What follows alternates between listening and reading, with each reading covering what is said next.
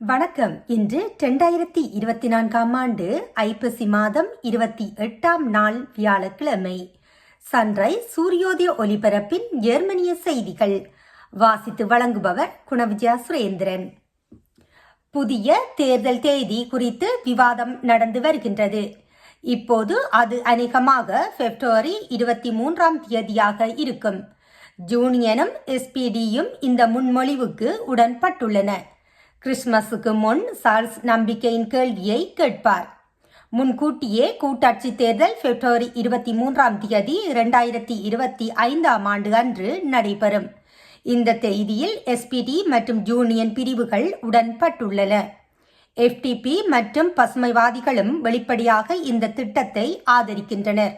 இந்த கேள்விக்கு இப்போது தெளிவு கிடைத்துள்ளது என்று அர்த்தம்.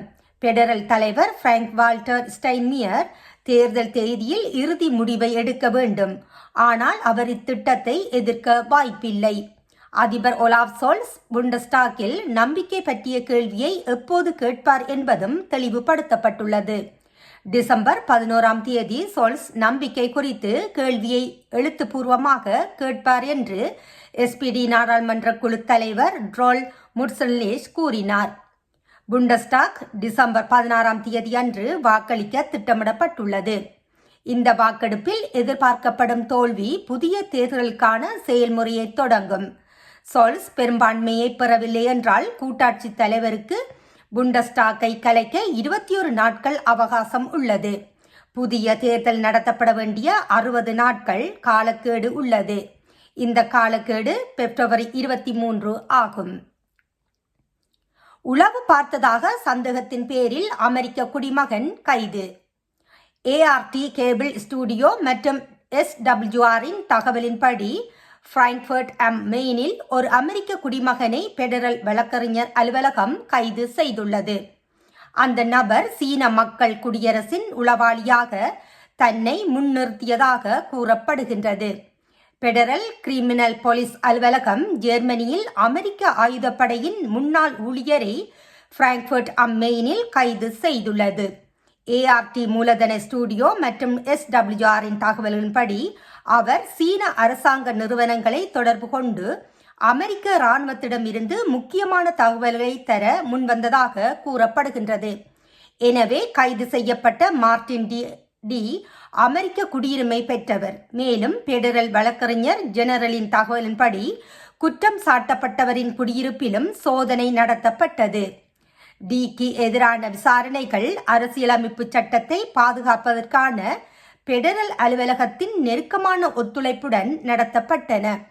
குற்றம் சாட்டப்பட்டவர்கள் விசாரணை நீதிபதி முன் பெடரல் கோர்ட் ஆஃப் ஐஸ்டேஸ் முன் கொண்டுவரப்படுவார்கள். அவர் கைது வாரண்ட் பிறப்பித்து விசாரணைக்கு முந்தைய தடுப்பு காவலை நடத்தலாமா என்பதை முடிவு செய்வார். வியாழக்கிழமை சோஸ்டில் உள்ள திருவிழா மைதானத்திற்கு ஓட்டுநர் ஒருவர் காரை ஓட்டிச் சென்றார். போலீசாரின் கூற்றுப்படி அவர் போதைப் பொருளின் தாக்கத்தில் இருந்திருக்கலாம். சோஸ்டில் நடந்த அனைத்து புனிதர்கள் தின கண்காட்சியின் போது ஒரு கார் டிரைவர் மாலையில் அப்பகுதி முழுவதும் ஓட்டினார். அப்பகுதியில் பலத்த பாதுகாப்புடன் போலீசார் குவிக்கப்பட்டனர். தற்போது நிலவரத்தின்படி தாக்குதல் நடந்ததாக அவர் கருதவில்லை. அவ்வழியாக சென்றவர்கள் வாகனத்தை நிறுத்த முயன்றும் பயனில்லை. 2 பேர் லேசான காயம் அடைந்ததாக போலீசார் தெரிவித்தனர். டிரைவர் தப்பி ஓடிவிட்டார். ஆனால் விபத்து நடந்த இடத்திலிருந்து வெகு தொலைவில் சிறிது நேரம் கழித்து காவல்துறை அதிகாரிகளால் கைது செய்யப்பட்டார். கார் பறிமுதல் செய்யப்பட்டது. தற்போதைய கண்டுபிடிப்புகளின்படி அந்த நபர் போதைப் பொருளின் தாக்கத்தில் இருந்தார். மேலும் அவர் ஒரு விதிவிலக்கான உளவியல் சூழ்நிலையில் இருந்ததாக காவல்துறை தெரிவித்துள்ளது. இரத்த மாதிரி எடுக்க உத்தரவிடப்பட்டுள்ளது. சந்தேகத்திற்கிடமான ஓட்டுநர் தற்போது கிளினிக்கில் உள்ளார். பொறுப்பான போக்குவரத்து ஆணையாளர் மேலதிக விசாரணைகளை ஆரம்பித்துள்ளார் என்பது இங்கு குறிப்பிடத்தக்கது. இத்துடன் ஜெர்மன் செய்திகள் நிறைவு காண்கின்றது. மீண்டும் மற்றொரு செய்திகளுடன் சந்திக்கும் வரை நன்றி, வணக்கம்.